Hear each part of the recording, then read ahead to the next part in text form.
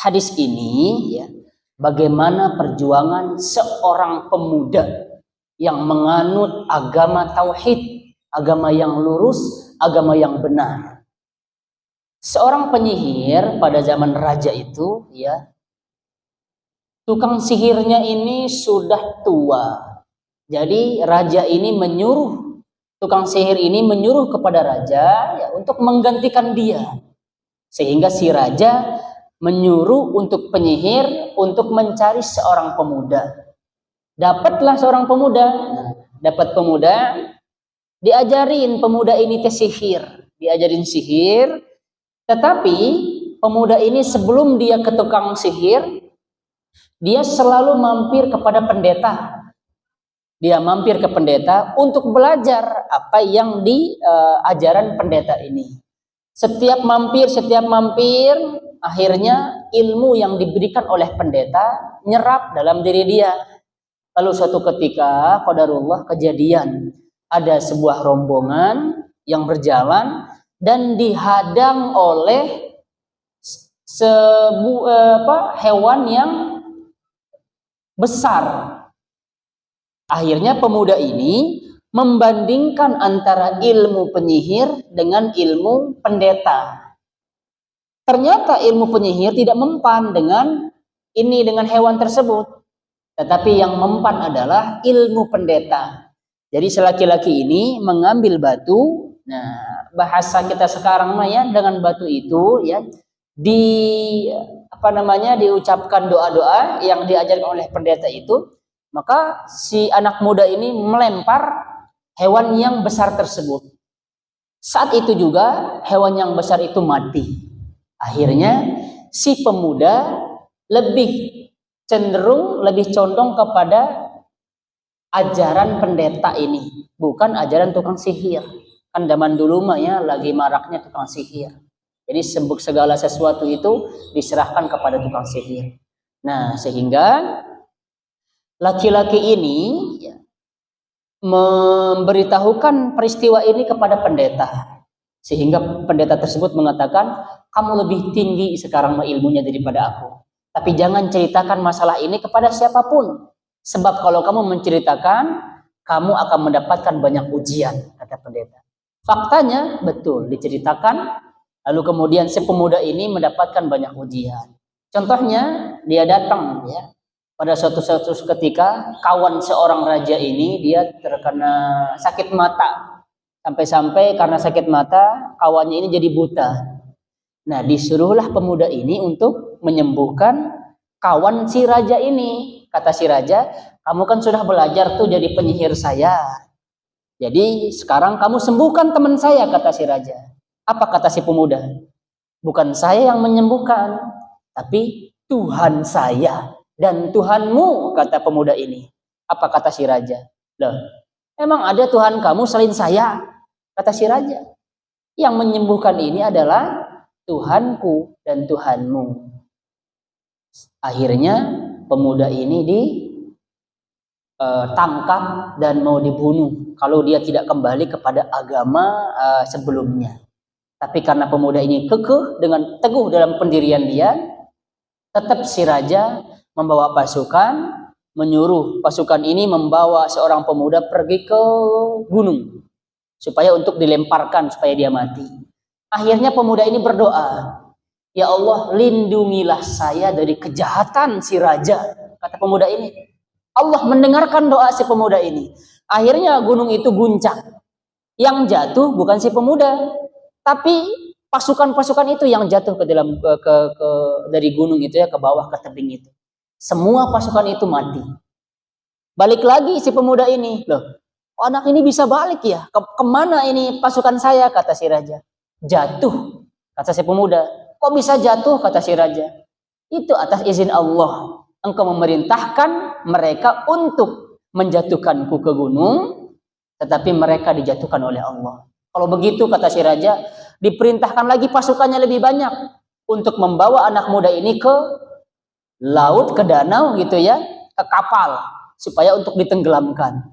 Apa kata si pemuda ketika sudah sampai di kapal tersebut? Ya Allah, lindungilah aku atas kejahatan si raja ini. Allah dengarkan doa dia.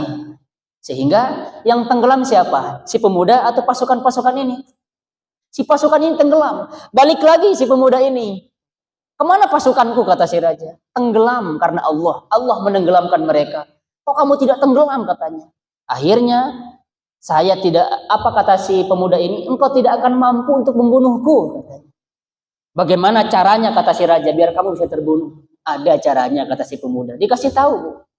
Caranya, kamu harus kumpulkan orang-orang yang banyak, orang-orang penganut dia, itu penganut si raja ini. Kemudian engkau salib saya, disalib, si pemuda disalib. Lalu nanti kamu ambil anak panah, kemudian panah, lalu kemudian kamu baca Bismillahirrahmanirrahim, diajarin dengan menyebut nama Allah, ya, dengan menyebut dan agama si pemuda ini, kata si raja, ya. Baiklah, kata si raja, dikumpulkanlah banyak, orang banyak dikumpulkan, masyarakatnya dikumpulkan. Kemudian disaliblah anak muda ini, digantung gitu, disalib Bapak Ibu ya. Kemudian si raja mengambil anak panah, kemudian kata si pemuda, suaramu harus tarik, harus besar, supaya kedengeran sama masyarakat kamu. Apa kata si raja? Baik. Bismillahirrahmanirrahim, kata si raja. Kedengeran sama seluruh masyarakat dia ini. Akhirnya dipanahlah si pemuda, tapi yang kena bukan jantungnya, pelipisnya doang yang kena. Sehingga si pemuda ini memegang pelipisnya, pada saat itu dia meninggal. Apa kata masyarakatnya? Demi Allah kami beriman kepada agamanya si pemuda ini. Banyak orang yang beriman. Apa kata si raja? Aduh, saya kecolongan ini. Tadi kan dengan suara yang lantang saya mengucapkan Bismillahirrahmanirrahim. Saya menyebut nama Allah atas nama agama anak pemuda ini. Akhirnya banyak yang masuk Islam, banyak yang masuk agama tauhid gara-gara pemuda ini. Pemuda itu sudah meninggal, lalu kemudian banyak yang beriman, Bapak Ibu. Apa kata si raja? Oh, enggak mau. Kalian harus ikut agama semula, kata si raja. Diperintahkanlah pasukannya untuk menggali parit. Menggali parit yang dalam. Orang-orang yang tadi yang mengaku beriman disuruh dikumpulkan di sana, lalu kemudian dibakar. Dibakar, kita Bu, aman sekarang mah coba. Aman. Mau masuk Kristen, nauzubillah ya, tidak ada yang membakar, tidak ada yang membunuh. Orang Kristen mau masuk ke Islam, tidak ada yang seperti tadi pengalaman si pemuda ini. Lalu kemudian ada seorang perempuan yang anaknya masih kecil. Dia takut, kalau saya tidak ikut kepada orang-orang yang dibakar ini, berarti saya keluar dari agama Islam, kata perempuan ini. Apa kata anak? Baru menyusui ibu anaknya. Anak ini berbicara. Wahai ibuku, engkau tidak usah khawatir. Karena engkau adalah termasuk golongan orang-orang yang agamanya lurus. Kata bayi yang baru dijusui, ada tidak bayi yang bisa berbicara? Ini salah satunya Bapak Ibu. Ini salah satu bayi yang bisa berbicara. Dia bersaksi dan memberikan motivasi kepada ibunya. Itu pentingnya kesabaran. Jadi kita harus sabar. Kita mah sakit sebulan, aduh sudah tidak sabar. Sudah putus asa. Ia mau dibakar Bapak Ibu. Atas apa? Hanya karena dia bersabar dan dia mengakui dan dia masuk agama yang lurus. Orang-orang terdahulu Bapak Ibu ya. Sampai-sampai pendeta yang tadi kan digergaji. Digergaji ya Pak. Dia mati karena digergaji. Si pemuda karena dipanah, karena disalib. Itu. Kita mah zaman sekarang tidak ada apa-apanya ujian kita dibandingkan dengan orang-orang terdahulu. Itu ya pentingnya kesabaran ya Pak Ibu ya. Mudah-mudahan dengan cerita ini menjadikan kita semakin termotivasi, semakin semangat untuk bersabar dalam melakukan ketaatan, bersabar dalam meninggalkan kemaksiatan. Lalu kemudian kita bersabar atas takdir yang diberikan Allah kepada kita. Nah, itu mudah-mudahan ada manfaatnya. Lanjut kepada hadis dari Anas. Siapa yang belum? Boom belum ya? Boom belum? Boom silahkan dibaca. Mohon. Lanjutan yang tadi ya. Tarik bawa ma suaranya. Mohon dari Anas.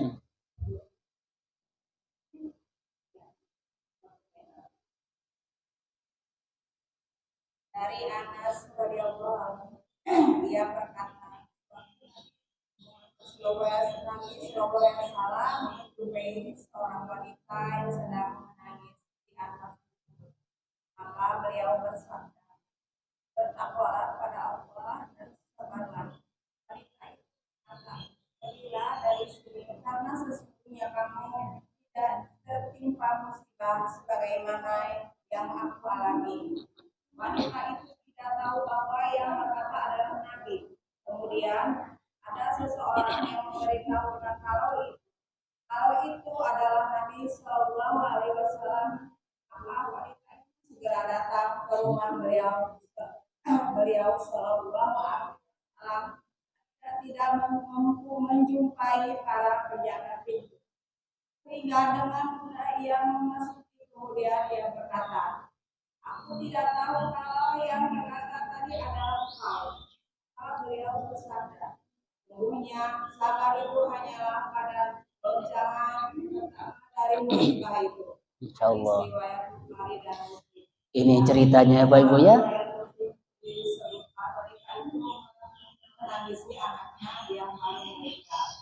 Luar biasa ini, kita ambil pelajarannya. Seorang ibu yang anaknya meninggal. Lalu kemudian dia nangis terus-terusan di kuburan itu. Dia nangis. Lalu kemudian Rasulullah datang. Artinya memberikan dia inilah sabar. Kata Rasulullah, sabar kata Rasulullah. Apa kata si wanita ini? Kan dia nggak sadar, dia lagi nangis. Sabar. Iya, sabar. Kamu mah gampang karena kamu tidak mengalami apa yang saya alami, kata perempuan ini. Lalu kemudian Rasulullah pergi. Ada seorang sahabat yang berkata kepada si perempuan ini, kamu tidak tahu itu tadi Rasulullah.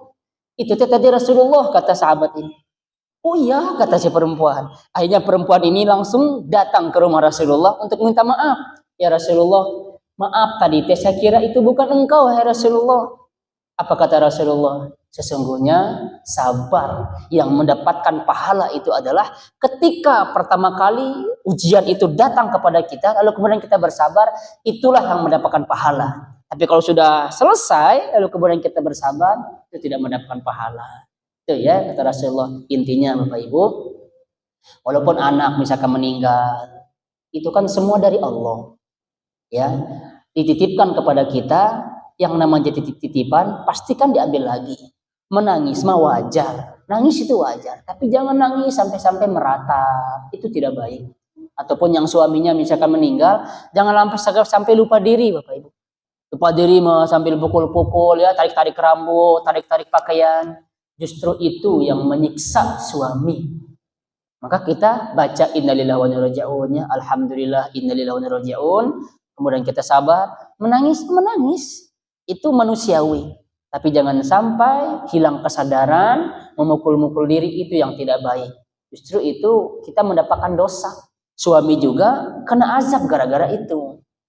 Pernah saya melihat ya, suaminya meninggal, guling-guling Bapak Ibu. Kaki-kakinya itu di pokoknya mah enggak sadar, pakaiannya udah ke atas. Saya lihat itu tidak baik.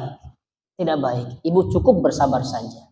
Itu semua dari Allah, maka pasti akan diambil lagi oleh Allah. Kita bersabar, nangis menangis. Ya, itu namanya ujian kita masing-masing. Jangan sampai kita berlebihan dalam menangis itu. Itu tidak baik ya. Lanjut kepada hadis berapa itu? Ya, dari Abu Hurairah. Silakan Ibu Tuti.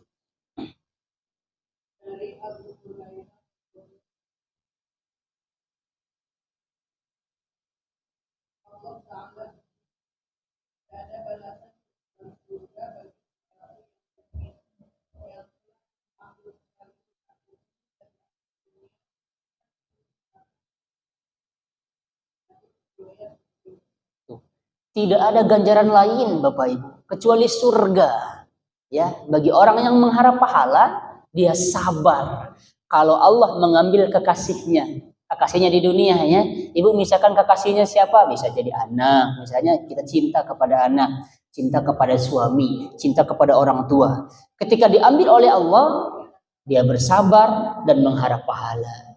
Tidaklah hal itu terjadi kecuali Allah akan memberikannya surga. Itu Bapak Ibu ya. Jadi sabar weh. Karena sekarang pembahasan kita masih tentang sabar, hadis-hadisnya tentang kesabaran itu banyak, maka sekarang tetap kita bahas sabar, sabar, sabar. Beda-beda redaksi hadisnya ya Bapak Ibu ya. Setiap apapun yang diambil oleh Allah, lalu kemudian kita bersabar dan mengharap pahala kata Rasulullah, kecuali Allah akan berikan dia ganjarannya itu surga. Ibu sakit, sabar atas penyakit ibu, surga ganjarannya. Tapi kalau kita tidak sabar, bisa jadi nanti kita justru mendapatkan dosa atas ketidaksabaran kita. Gitu ya. Kita sudah bahas kemarin-kemarin. Kalau kita masih hidup mah pasti diuji. Ujian kita berbeda-beda. Kita misalnya melihat Bu Tuti, nggak mungkin nggak ada ujiannya. Ujiannya beda dengan kita. Ibu melihat saya, kok kayaknya baik-baik saja misal. Ibu nggak tahu ujian saya. Nah, pokoknya kita ini masing-masing semuanya ini ujiannya berbeda. Takarannya juga ujiannya itu tergantung bagaimana tingkat keimanan seseorang. Bukankah pohon itu kalau dihembus ya dengan angin kan gede itu teh ya. Kalau rumput misalkan oleh angin tumbang nggak rumputnya Bu? Enggak. Yang tumbang apa? Pohon atau rumput? Pohon. Begitulah kalau misalkan semakin tinggi keimanan kita, ujian akan semakin berat. Lihat kan, orang terkadang keimanannya itu luar biasa tinggi, tapi dia diuji oleh istrinya. Istrinya keimanannya tinggi, justru diuji oleh suaminya. Nah, jadi tetap kita harus bersabar. Sabar Bapak Ibu ya. Bagaimana Asyah? Asyah gimana Asyah? Suaminya siapa? Fir'aun. Fir'aun sebejat-bejatnya orang Fir'aun teh Bapak Ibu. Jadi Asyah tetap sabar. Tetap sabar. Makanya dia penghuni surga. Sabar weh. Ibu misalkan nyala-nyalain suami. Suami ibu teh bukan Fir'aun. Fir'aun mah bisa ngebunuh orang. Didatengin langsung 2 orang. Saya bisa ngebunuh orang kata Fir'aun. Datang 2 orang. Yang satu dibunuh, yang satu dibiarkan. Saya Tuhan kata Fir'aun. Siapa yang menandingi saya kata Fir'aun. Paling bejatnya luar biasa Fir'aun. Suami ibu bukan Fir'aun, tapi suami ibu terus weh. Ibu harus catat ya ibu ya. Jangan sekali-kali membuka aib suami. Jangan ya, jangan membuka aib suami. Tidak boleh ya. Aduh, Masya Allah. Kita lanjut. Itu mah pembahasannya nanti ya di pertengahan. Tentang hak suami. Atau ibu mau dijelasin sekarang hak suami? Sedikit saja ya. Hak suami itu ibu, ada seorang perempuan yang bertanya kepada Rasulullah. Wahai Rasulullah, saya mau nikah. Saya mau nikah kata seorang perempuan ini. Tapi ya Rasulullah, sebelum saya menikah, aku ingin engkau memberitahuku hak suamiku terhadapku. Apa kata Rasulullah? Seandainya suamimu ini tubuhnya dilumuri dengan nanah, lalu kemudian kamu jilat, kata Rasulullah, nanah tersebut sedikit pun kamu belum memenuhi hak suamimu. Kata Rasulullah. Di riwayat yang lain, seandainya, kata Rasulullah, suamimu pulang bekerja, suami pulang kerja, lalu kemudian suamimu itu salam masuk ke rumah dan engkau usap debu yang ada di kaki suamimu itu, lalu kau tempelkan ke pipimu, kata Rasulullah, sedikit pun belum memenuhi hak suamimu terhadapmu, kata Rasulullah. Jadi berat Bapak Ibu. Berkeluarga mah susah-susah gampang, gampang-gampang susah. Ya, cukup. Bagaimanapun keadaan suami, pokok namanya sifat suami, tetap kita mah ibu sebagai istri kudu taat kepada suami. Itulah ujiannya. Kita mah bisa jadi baik, bisa jadi baik. Kadang suami tidak baik. Suami baik, bisa jadi istrinya tidak baik. Istri kemana-mana, kemana-mana. Padahal suami mah rajin sholat. Ibu juga rajin teh ngaji rajin. Senin, Selasa, Rabu, Kamis, Jumat, Sabtu, Ahad, ngaji semua. Suaminya, masya Allah luar biasanya sifatnya. Bisa jadi, karena itu adalah ujian. Tapi istri mah yang penting sampaikan saja kepada suami, sudah lepas tanggung jawabnya. Kalau suami akan ditanya nanti di akhirat. Apa kata Allah? Bagaimana ini sebelum istri ya, sebelum istri masuk surga, masuk nih sudah di depannya sudah pintu surga, ditanya oleh Allah. Bagaimana keadaanmu di depan suamimu, kata Allah. Apakah suamimu ridho atau tidak? Kita rajin ngaji, tapi suami tidak ridho, sia-sia Bapak Ibu. Ibu hafal Quran misal, tapi suami tidak ridho, sia-sia. Makanya banyak orang yang ngaji, tapi adabnya kepada suami buruk. Adabnya kepada suami tidak menghargai suami, selalu menyalahkan suami. Padahal suami ini misal salah. Kalau misalkan kita ngikutin logika, ilmu itu berdasarkan logika, yang disalahkan pasti suami, Bapak Ibu. Tapi kalau kita mengikuti syariat, perempuan harus minta maaf duluan. Dia pegang tangan suaminya, sebelum tidur itu dia katakan, wahai suamiku, aku belum tenang, aku belum ridho, tidurku belum tenang, sebelum engkau ridho kepadaku. Padahal si suami yang salah kalau ngikutin syariat, Bapak Ibu. Karena tanggung jawabnya suami itu dunia akhirat. Ya, kalau ngikutin syariat mah banyak yang bertentangan dengan akal. Itu pentingnya ya, kalau sikap perempuan ahli surga mah selalu mementingkan syariat daripada akal. Tapi tetap yang namanya perempuan ya sifatnya begitu. Nah, itu pentingnya sering-sering ngaji, saling mengingatkan Bapak Ibu ya. Mudah-mudahan ada manfaatnya. Insya Allah kita bahas nanti ya tentang hak suami dan hak istri, kewajiban suami dan kewajiban istri. Kita lanjut kepada hadis dari Anas ya, masih. Siapa sekarang? Bu Eli ya. Bu Eli, silakan.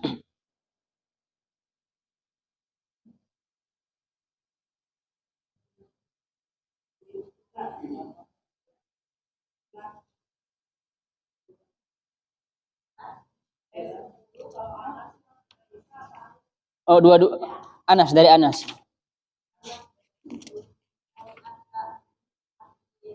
Dari Anas ya.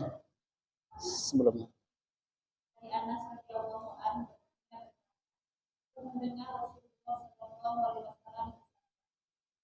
Allah Ta'ala apabila aku memuji salah seorang hamba pada kedua mata, kemudian dia sabar, maka aku akan memberikan sama Bapak Ibu, apapun ujian yang diberikan Allah, kalau kita sabar, surga. Sabar mah tidak ada, nggak bisa dihitung Bapak Ibu. Kalau sholat berjamaah pahalanya berapa? 27 ya. Tapi kalau sabar, Allah sendiri yang langsung memberikannya.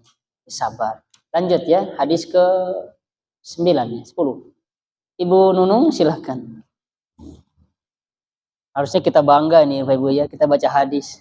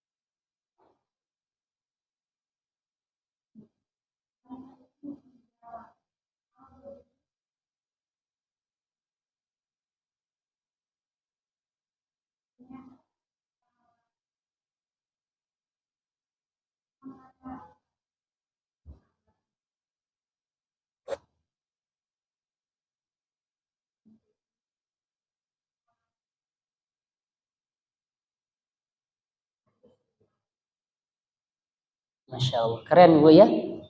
wanita penghuni surga, perempuan hitam Bapak Ibu. Sakit terus-terusan lagi, selalu pingsan karena kerasukan jin. Pingsan. Karena kadang dia tidak sadar, ya. Dia makanya minta kepada Rasulullah untuk mendoakannya. Apa kata Rasulullah? Boleh. 2. Kalau kamu bersabar, kamu akan dapat surga kata Rasulullah. Tapi kalau kamu minta aku mendoakanmu, aku akan mendoakan. Oh ya sudah Rasulullah, saya bersabar saja. Karena dia mengharapkan surga. Tapi yang penting adalah nih ya, yang jarang orang dengan hadis ini. Dia sakit tapi selalu memperhatikan auratnya, itu yang penting. Lihat hati Bapak Ibu berapa banyak di jalan-jalan ini tidak menutup aurat.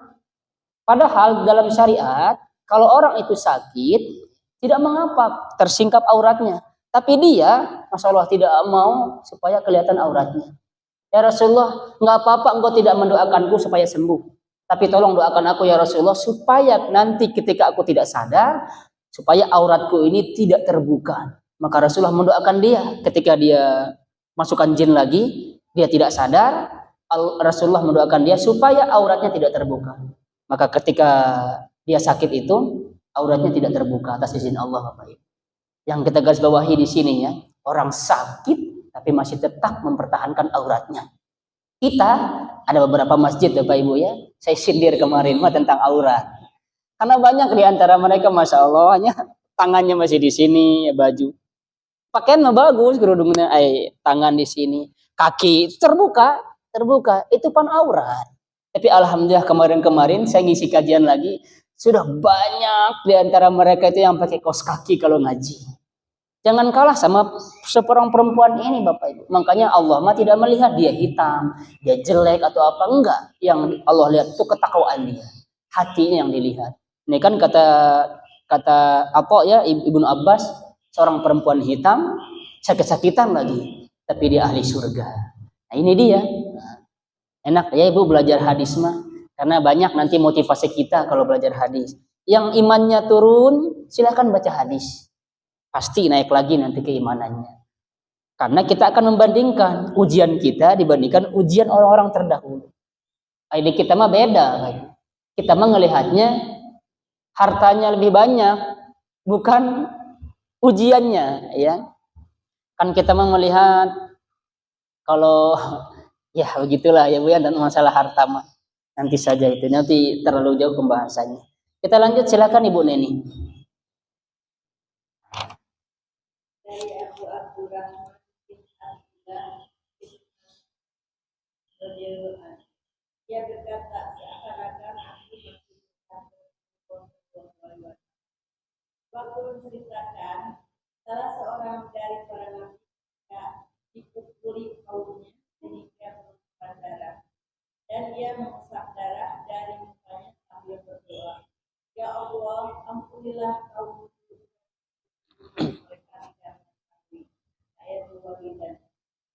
Kita bisa nggak kira-kira seperti ini? Nggak bisa. Ustadz juga nggak bisa, juga belum bisa menjamin diri sendiri.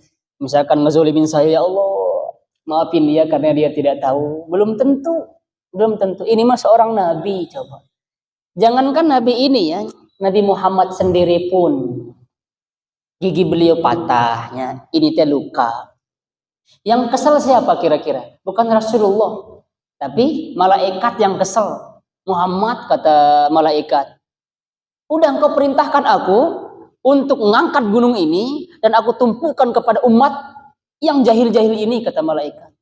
Jangan, kata Rasulullah, saya berharap nanti anak cucu mereka itu beriman, kata Rasulullah. Karena sebagian mereka itu tidak mengetahui, kata Rasulullah. Aida kita mah tuh nggak bisa terima. Pasti dibalas lagi. Orang ngobrolin kita juga ngobrolin orang sama orang lain, pan, digede-gedein, diungkit-ungkit lagi kesalahannya, padahal kesalahan itu sudah lewat, sudah lalu. Kita mah, ini mah Masya Allah. Inti adalah tetap dalam koridor kesabaran, sabar. Ada juga Nabi, dia sudah ratusan tahunnya dia berdakwah, pengikutnya cuma satu. Ada Nabi capek-capek berdakwah, dibunuh oleh kaumnya sendiri. Nabi dibunuh, Bapak. Jadi kita nggak ada sama sekali pun ujian dibandingkan ya kadar ujian mereka. Oleh karenanya selalu saya katakan, mari kita sabar, sabar, introspeksi diri. Bisa jadi karena ujian itu Allah ingin angkat derajat kita. Itu aja inti namanya, kudu sabar. Silahkan Ibu Mega.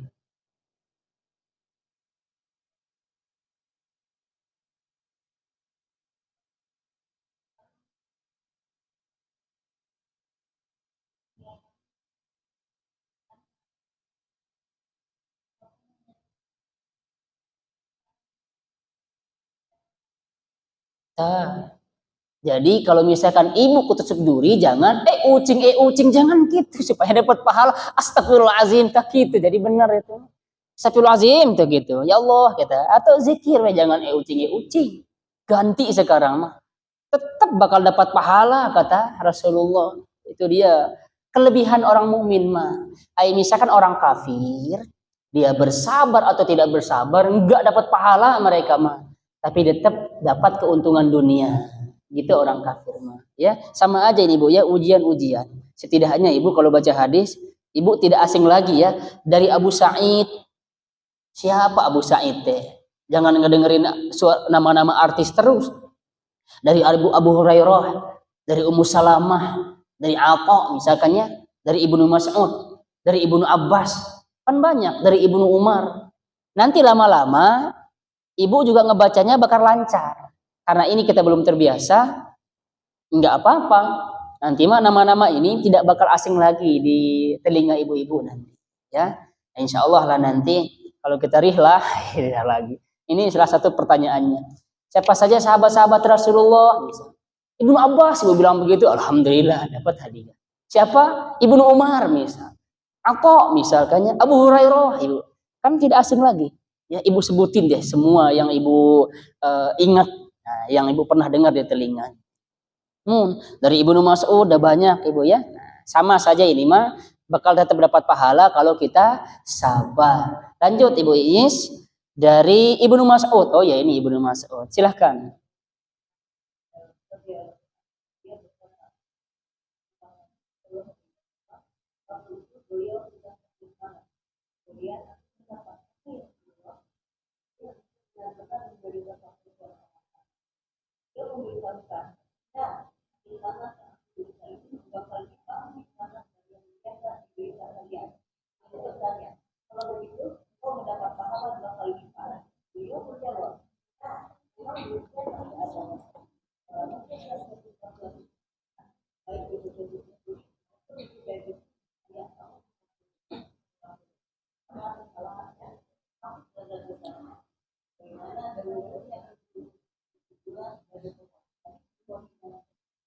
Masya Allah.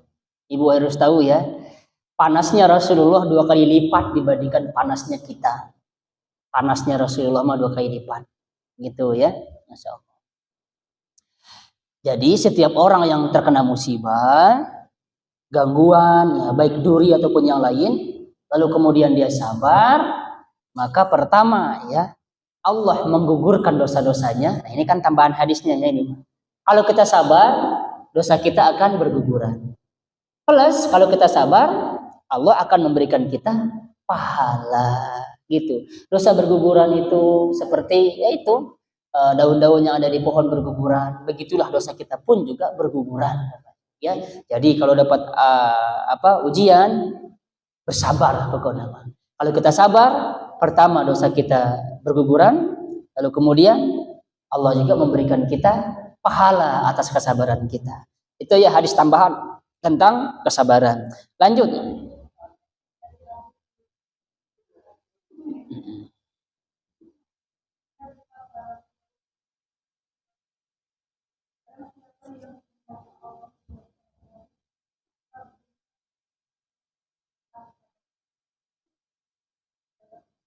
Nah, kalau Allah sayang kepada hambanya, itu kuncinya Bu.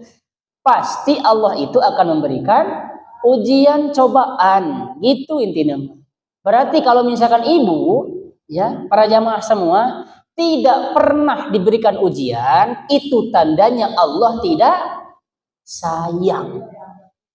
diantapkeun. Makanya banyak yang bertanya kan ya, Pak Ustaz cenah, si bapak eta maunya padahal mah begini-begini terus, tapi setiap dia berdoa dikabulkan oleh Allah. Setiap dia berdoa dikabulkan oleh Allah. Kan jawabannya sudah ada, sudah dijelaskan oleh Rasulullah juga. Apabila kalian melihat seseorang yang setiap harinya melakukan kemaksiatan, ketika dia berdoa tapi diijabah oleh Allah, ketahuilah kata Rasulullah, itu adalah bentuk penguluran. Ya, diundur supaya dia senantiasa dalam kesesatan. Allah tidak suka sama orang demikian. Jadi, kalau ibu ada ujian, berarti Allah sayang. Allah juga ingin mengetahui siapa di antara kalian yang benar-benar beriman dan siapa di antara kalian yang perkataannya hanya sekedar mengaku beriman saja. Jadi kesimpulannya tadi, kalau misalkan kita dapat ujian, pertama sikap kita adalah sabar. Sabar. Ini hadisnya pendek sekali, hadisnya dari Abu Hurairah. Kalau Allah misalkan sayang kepada seseorang, pasti diberikan ujian. Lanjut Ibu Hoom. Banyak?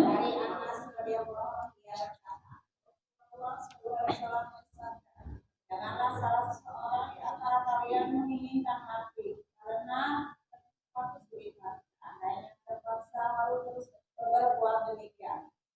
Ucapkanlah, ya Allah, biarkanlah aku apabila hidup lebih baik bagiku, dan nantikanlah aku apabila mati lebih baik bagiku. Hari dan Jangan ini intinya Bapak Ibu. Kalau ada ujian, jangan bunuh diri. Banyak tidak yang bunuh diri? Atau banyak yang membunuh istri gara-gara ujian? Ada tidak? Yang kemarin lagi viral apa yang kemarin? Ciamis kan? Dibawa. Masya Allah. Aduh, saya sih nggak lihat videonya. Kata teman-teman ngelihat videonya. Ngelihat videonya itu teh ya. Daging istrinya kita kan. Nah itu dia. Termasuk ya golongan hadis ini. Jangan bunuh diri. Jangan membunuh gara-gara ujian.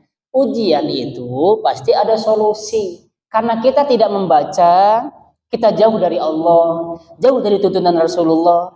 Ya itulah sebabnya. Kecemburuan langsung dibabat, dipotong-potong, dagingnya dimasukin ke koper. Karena cemburu, wah langsung.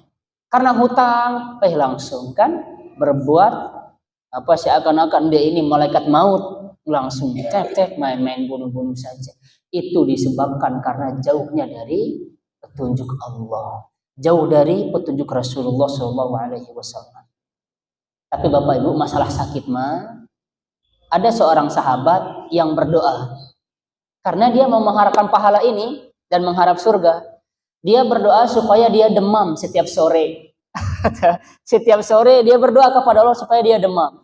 Dikabulkan oleh Allah, Bapak Ibu. Jadi dia setiap sore itu pasti demam. Makanya ketika dia demam, dia berzikir, alhamdulillah, dia berzikir pokoknya setiap demam.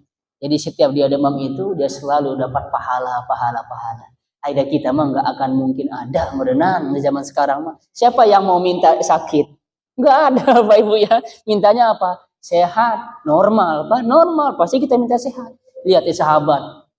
Saking inginnya ya dapat pahala, dia ingin apa? Demam setiap sore dikabulkan oleh Allah. Tetapi ada yang dilarang. Apa yang dilarang? Ya Allah, azab saya di akhirat engkau timpakan saja di dunia. Tidak boleh. Terjadi juga zaman Rasulullah. Ada seorang sahabat yang minta azabnya di akhirat itu disegerakan di dunia. Akhirnya betul Bapak Ibu. Dia kurus sekali Bapak. Kurus. Tulang-tulangnya dong yang kelihatan. Terdengar kabar itu di telinga Rasulullah. Akhirnya Rasulullah menyamperi dia. Apakah engkau minta hajat kepada Allah? Iya wahai Rasulullah. Apa hajatmu kata Rasulullah? Aku minta kepada Allah azabku di akhirat itu ditimpakan di dunia. Supaya nanti di akhirat tidak mendapatkan azab lagi. Apa kata Rasulullah? Demi Allah engkau tidak akan mampu kata Rasulullah. Kenapa engkau tidak berdoa? Rabbana atina fid dunya hasanah wa fil akhirati hasanah wa qina adzabannar. Akhirnya sahabat ini mengamalkan doa itu, dia sembuh dari sakitnya. Akhirnya dia kembali lagi ibu badannya. Jangan minta azab ya, disegerakan di dunia jangan. Kita mah nggak mampu, sahabat aja nggak mampu, apalagi kita. Makanya kalau ditimbang iman kita dengan sahabat, aduh jauh sekali dibandingkan kita. Jangan minta yang enggak lah Bapak Ibu ya. Udah cari aman ya, yang lurus-lurus saja. Kita lanjut kepada hadis. Udah habis waktunya? Oh, masih silahkan. Wah, banyak ini hadis yang kita baca ya. Silahkan, Ibu Tuti.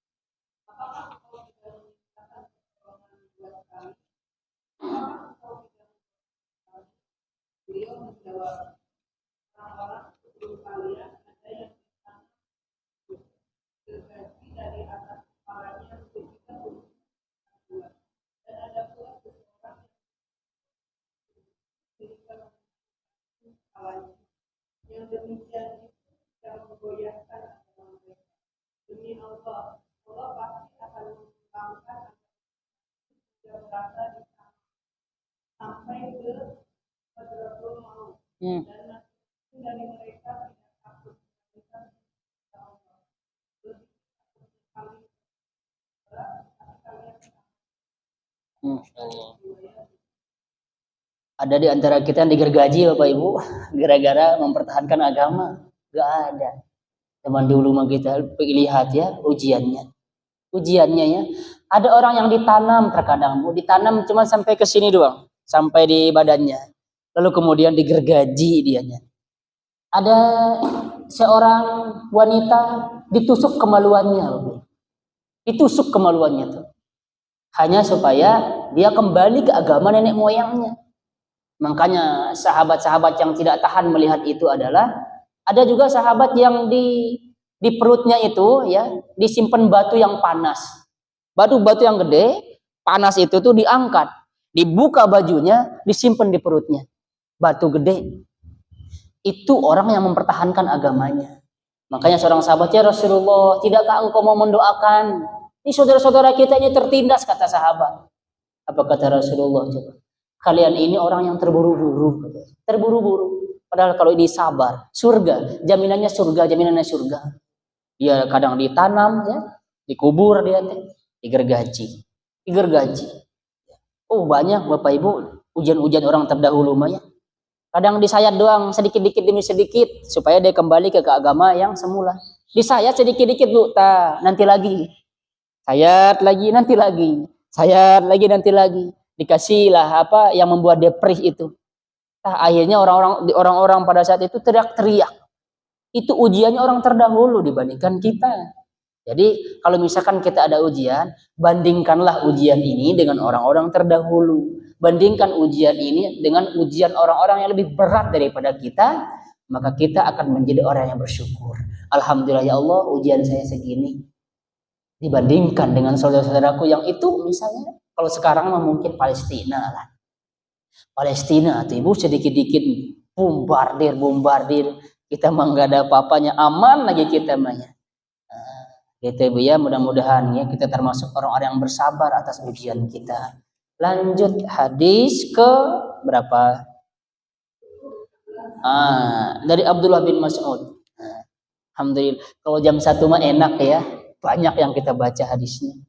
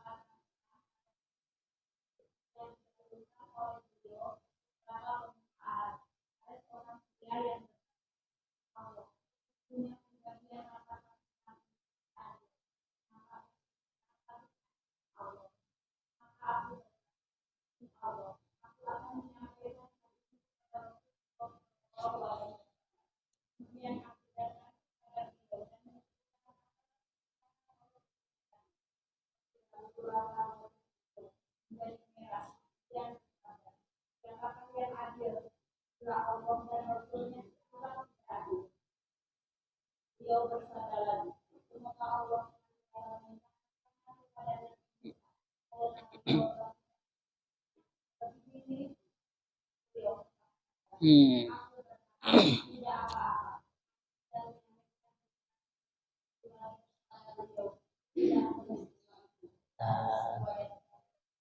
Itu ibu ya, sahabat juga kalau masalah harta mah sama kayak kita. Tapi bedanya sahabat dengan kita, kalau sudah dijelaskan demikian, Rasulullah misalkan kelihatan saja raut beliau itu tidak suka, maka para sahabat itu sudah insaf, sudah selesai langsung. Di kita mah enggak. Ini masalah harta mah ya, masalah harta juga mereka itu menganggap Rasulullah tidak adil tentang pembagian ghanimah itu. Kalau perang makan boleh tuh hasil-hasil harta-harta musuh itu kan boleh dibagiin. Tapi beberapa para sahabat waktu itu mengatakan Allah tidak adil, sehingga Rasulullah ini wajah beliau memerah, ya, beliau memerah ya wajahnya. Tetapi setelah diberitahukan demikian tentang cerita Nabi Musa ya yang lebih parah ya daripada beliau, namun beliau memilih untuk bersabar kata beliau. Sehingga sahabat yang ingin ngadu juga karena harta yang dia dapat itu sedikit, enggak jadi. Karena Rasulullah menyampaikan ini. Itu bedanya ya kita dengan para sahabat. Jadi kalau dibandingkan kita dengan sahabat mah enggak ada apa-apanya lah Bu, di kita seujung kuku pun enggak ada apa-apanya ya. Jadi mudah-mudahanlah kita termasuk orang yang selalu bersabar. Satu hadis lagi silakan.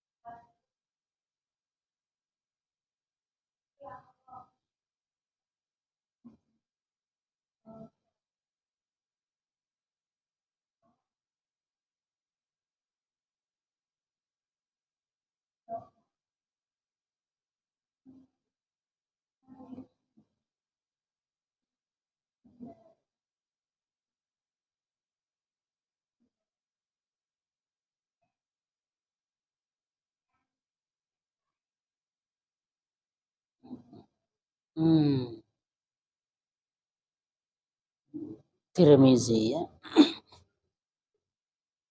Mohon sama aja ya Bapak Ibu yang dirahmati Allah Subhanahu wa taala. Besar kecilnya pahala itu tergantung besar kecilnya ujian. Jadi kalau misalkan ujian ibu yang ibu anggap besar, berarti pahalanya pasti juga besar. Kalau kita ridho terhadap ujian tersebut, maka kita akan mendapatkan ridho dari Allah. Tapi kalau kita marah-marah dengan ujian tersebut, kita akan mendapatkan kemarahan dari Allah. Jadi kalau Allah sudah mencintai suatu kaum, mencintai seseorang, mencintai seorang hamba, Allah akan memberikannya ujian. Jadi kalau ada ujian, bersabar. Jangan marah-marah.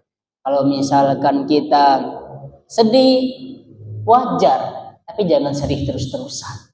Intinya Bapak Ibu ya, yang kita bahas hari ini masih tentang kesabaran. Pahala-pahala bagi orang yang sabar, dosa-dosa berguguran bagi orang yang sabar, lalu kemudian dia akan mendapatkan surga apabila dia bersabar, dosanya berguguran, apalagi akan mendapatkan surga bagi orang yang bersabar. Jangan sampai Bapak Ibu ya, ketika kita mendapatkan ujian itu, hati-hati sekali dengan lisan ini. Jangan sampai mengatakan Allah tidak adil. Jangan mengatakan demikian.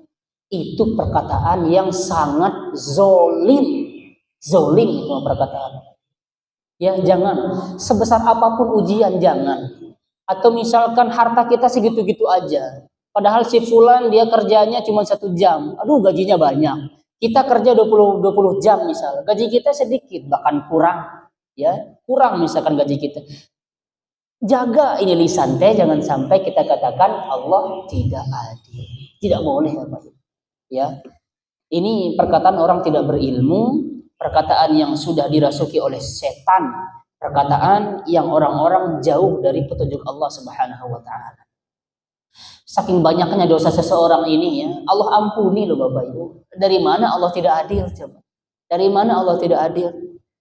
Ibu dosa kita banyak, tapi Allah tetap ampuni selagi kita masih ingin bertaubat dan meninggalkan kemaksiatan tersebut. Pasti gitu Bu ya. Nah, Nabi Ibrahim sebentar lagi kan Idul Adha nih. Beliau diperintahkan untuk menyembelih anak. Sabar beliau teh. Nah, beliau lakukan hal tersebut. Lalu kemudian beliau mendapatkan hadiah. Beliau mendapatkan label oleh Allah Subhanahu wa taala.